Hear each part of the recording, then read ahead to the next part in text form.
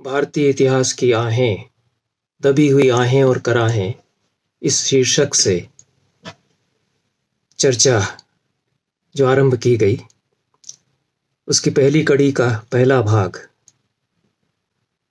अधूरा छूट गया। जहाँ से बात छूटी है वहीं से आरंभ करता हूँ। मैंने ये कहा कि अलबिरूनी, फैज़ी और बदायूनी, इन तीन को समझे जाने बिना संस्कृत साहित्य का समग्र इतिहास बोध और उसकी समझ नहीं हो सकती है। अलबिरूनी संस्कृत के कतिपय ऐसे दुर्लभ ग्रंथों के उद्धरण देते हैं, उल्लेख करते हैं जो अब हमें प्राप्त नहीं हैं। बहुत कष्ट से उन्होंने संस्कृत की पांडुलिपियाँ प्राप्त की, मूल ग्रंथों का अध्ययन किया। वे ग्रीक ज्योतिष के बड़े पंडित थे, ग्रीक दर्शन के पंडित थे, अरबी ज्योतिष के पंडित थे, बड़े गणितज्ञ भी थे। अपार साहित्य की रचना उन्होंने की और भारतीय साहित्य का, संस्कृत के शास्त्रों का अध्ययन किया, विशेष रूप से ज्योतिष के ग्रंथों का। इसलिए 12वीं 13वीं शताब्दी के पूरे सांस्कृतिक और साहित्यिक परिदृश्य को समझने के लिए यह जो पुस्तक है अलबिरूनी का भारत, अंग्रेजी अनुवाद इसका सचाऊ साहब का किया हुआ प्राप्त होता है और कयामुद्दीन साहब का उसका हिंदी अनुवाद यह भी मिलता है।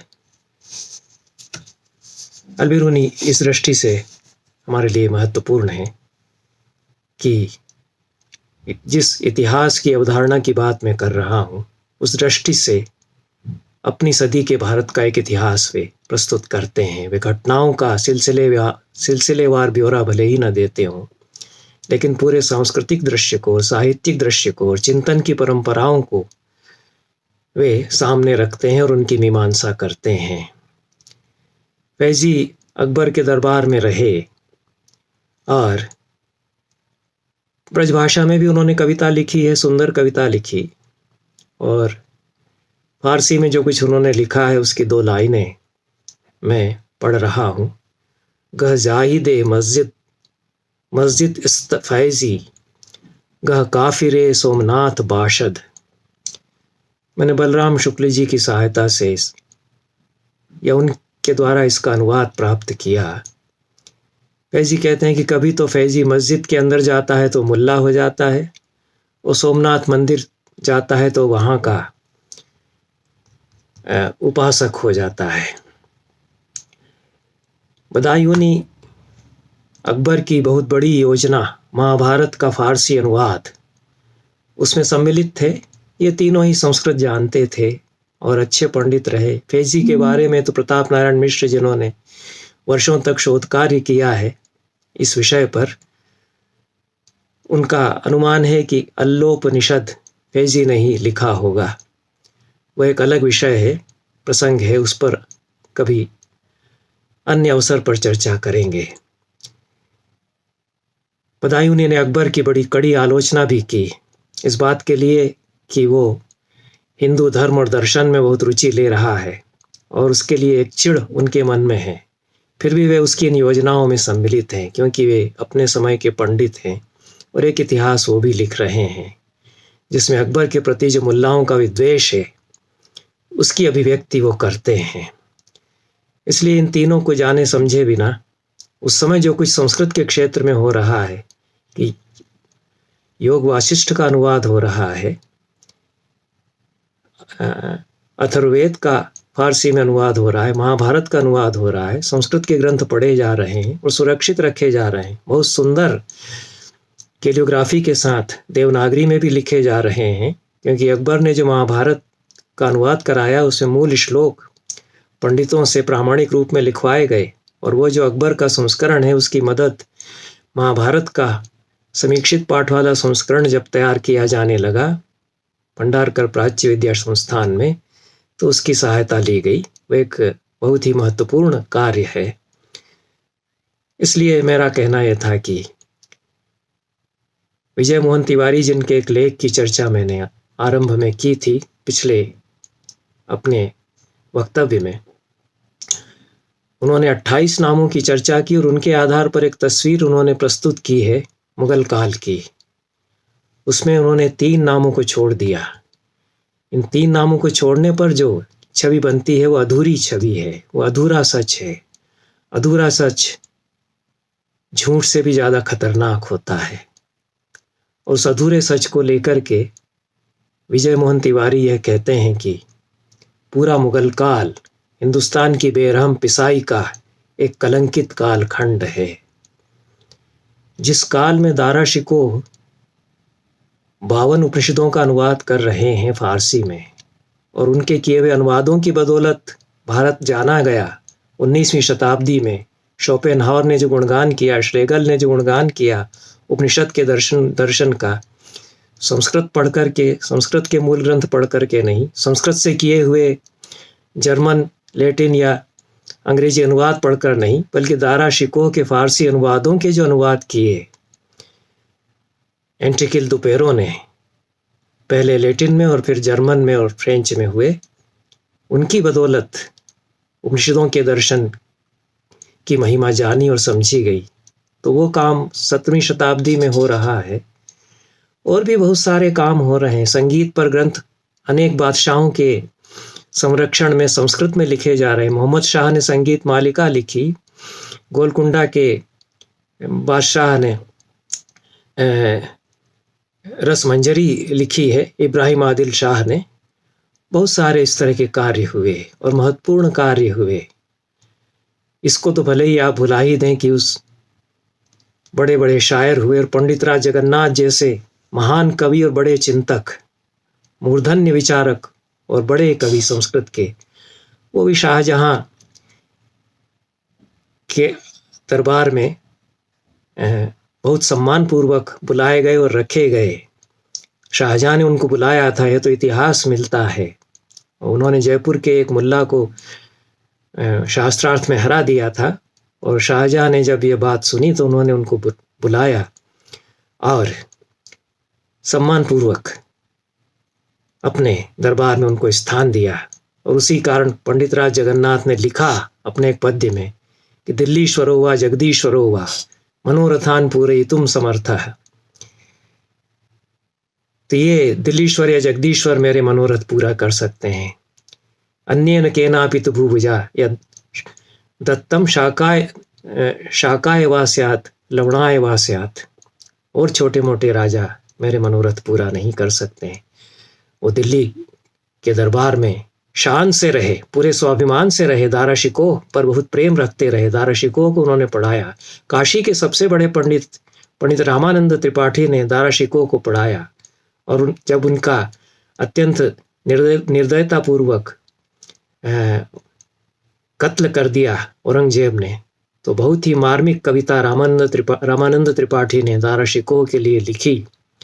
ये सब बातें मैं कहता रहा हूँ, कह चुका हूँ।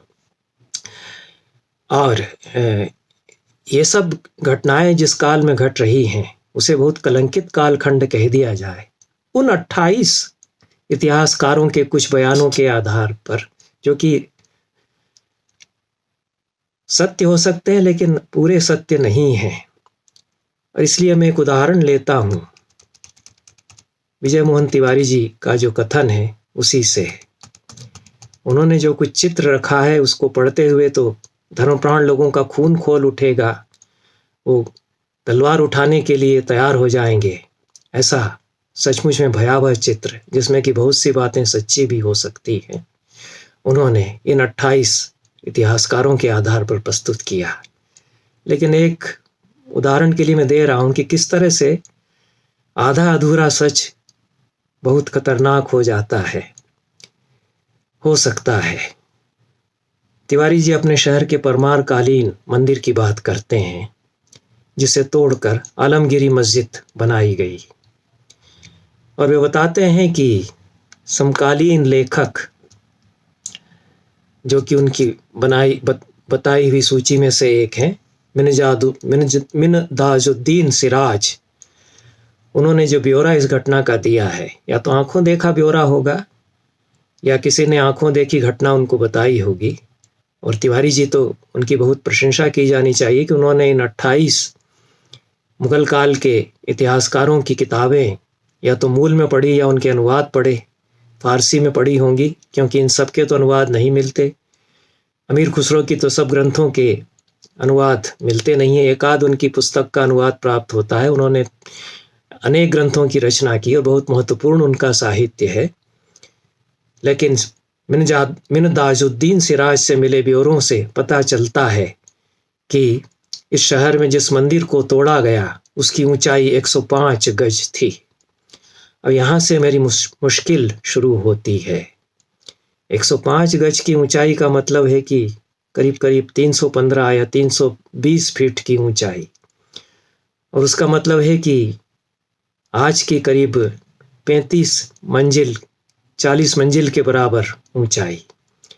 तो ये सवाल मेरे मन में आता है कि क्या इतने ऊंचे मंदिर बनाए गए होंगे, पहले बनाए जा सकते होंगे, और बनाए गए थे क्या? कुछ बहुत ऊंचे मंदिरों के बारे में जानकारी मैंने प्राप्त की। पुरी के जगन्नाथ मंदिर की ऊंचाई 244 फीट बताई गई है।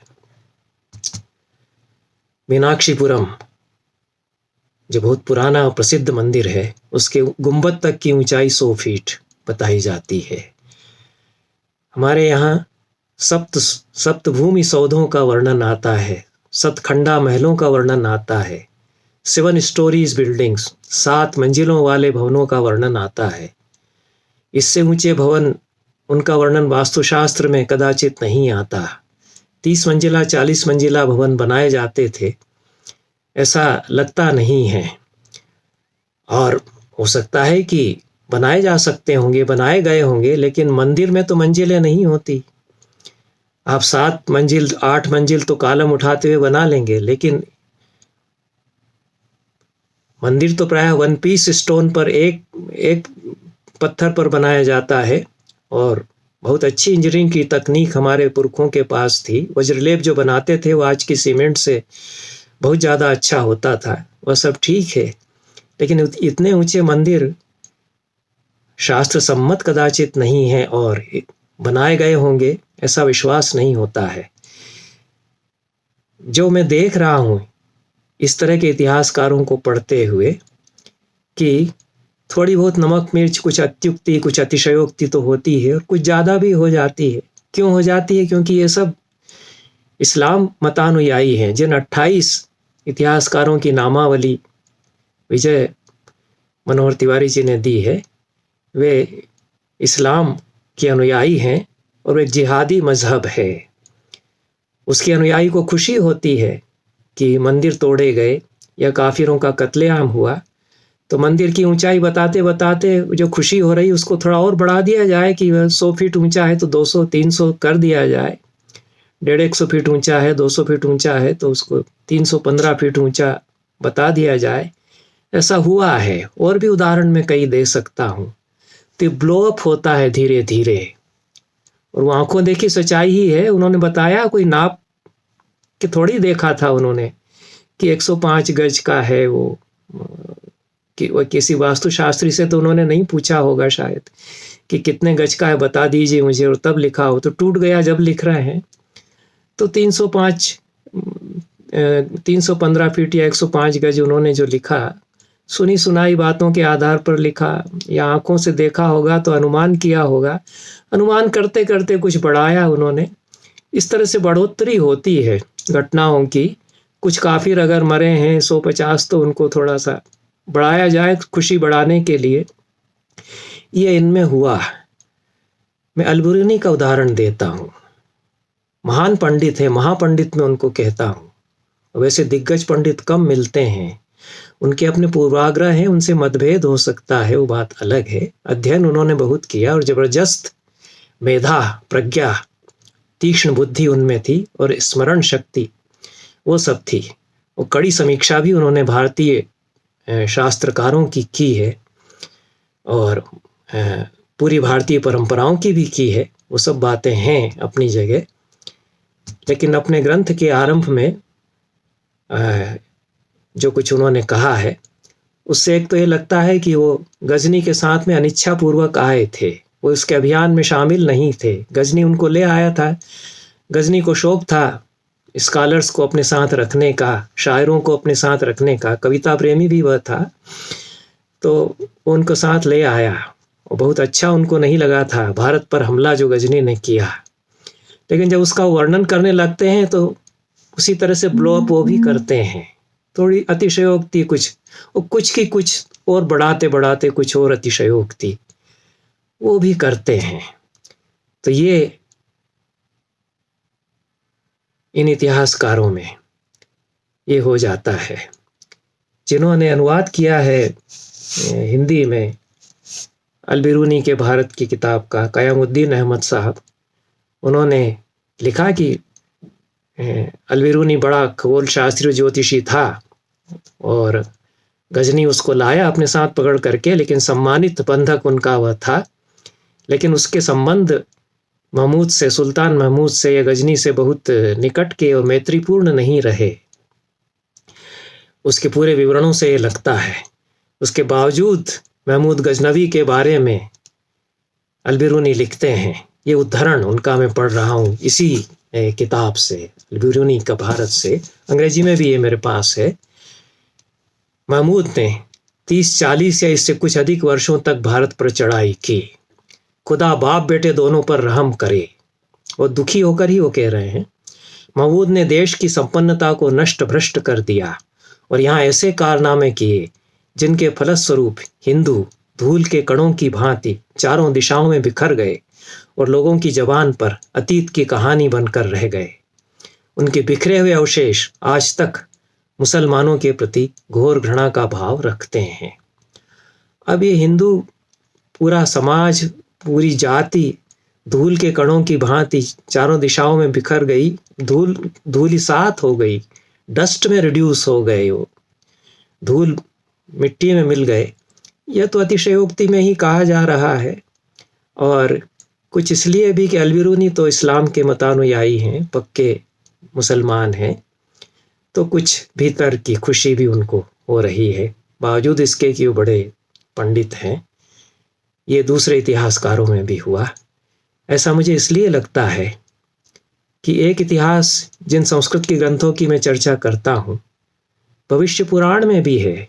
वो तो व्यास मुनि लिख गए कि ये सब होगा और वो सब हुआ, तो उसमें तो पृथ्वीराज का इतिहास भी है, अकबर का भी है भविष्य पुराण में, तुलसीदास, मीराबाई, पूरा सांस्कृतिक इतिहास भी पुराणकार उसमें बता रहे हैं। महारानी विक्टोरिया या विक्टावती तक का इतिहास उन्होंने बता दिया उसमें, बड़ा दस्तावेजीकरण उसमें है। तो उसमें गजनी का कोई ऐसा नामो निशान नहीं है। जैसा मैं समझता हूँ कि ऐसी घटना नहीं थी कि जिसको कुछ याद रखा जाए। आया, आक्रमण करके और लूट करके ले गया। न तो हिंदुस्तान की जनता ने और न हमारे जो इतिहासकार हैं हमारी परंपरा के, उन्होंने इस बात को बहुत महत्व दिया। मंदिरों में संपदा थी, अथाह संपदा थी, वो लूट करके ले गए। आम जनता को उससे विशेष फर्क नहीं पड़ा। जो दरिद्र जनता है, अंबिका दत्त व्यास बताते हैं अपने शिवराज विजय में कि महमूद गजनबी ने एक बड़ी गदा मारी शिवलिंग में और वो टूटा और उससे करोड़ों के हीरे मोती बिखर गए। तो मुझे इस बात पर अचरज होता है कि किस वास्तुशास्त्र में लिखा है कि शिवलिंग के भीतर ऐसे बेशकीमती हीरे मोती छिपा करके रख दिए जाएं, और क्यों इतनी संपदा मंदिरों में छिपा करके रखी जा रही है कि उसको लूटने का मन हो। मेरे पास तो उदाहरण है कि हिंदू राजा लोगों ने भी लूटे मंदिर, इसीलिए क्योंकि अपार संपदा छिपा करके रखी जा रही है और प्रजा के कल्याण के लिए उसका उपयोग नहीं हो रहा है। मैं उदाहरण दे सकता हूँ, बड़े तपस्वी इतिहासकार कल्हण की राजतरंगिणी से उदाहरण दे सकता हूँ।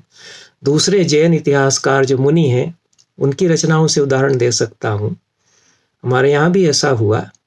वो बिल्हण बताते हैं कि चालुक्य राज विक्रमांक देव ने जब कांची पर हमला किया, उसने ऐसी लूटमार मचाई है कि कांची नगरी निर्वसन नायिका की तरह हो गई, जिसके देह पर केवल एक लंगोटी शेष रह गई है। कांची के मंदिर पे जो पताका उड़ रही है वो उसकी लंगोटी बस है, उतनी ही बची है कांची रूपी नगरी की नायिका की काया पर।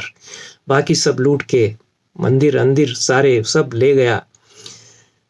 यह इतिहास इस तरह का पहले भी हुआ, लेकिन जो सच्चे इतिहासकार थे उन्होंने बहुत ज़्यादा इसको महत्व नहीं दिया, क्योंकि बहुत सारा उज्जवल पक्ष उससे कई गुना है, कई गुना बड़ा है, और वो ज़्यादा हमारी स्मृतियों में संचित होकर के रखा जाए, हम जिसको इतिहास मानते हैं। इसलिए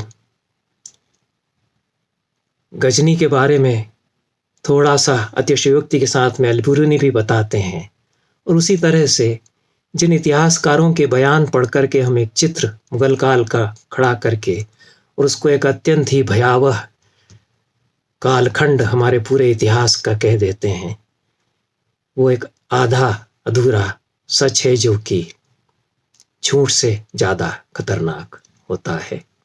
आगे इसकी चर्चा फिर करेंगे।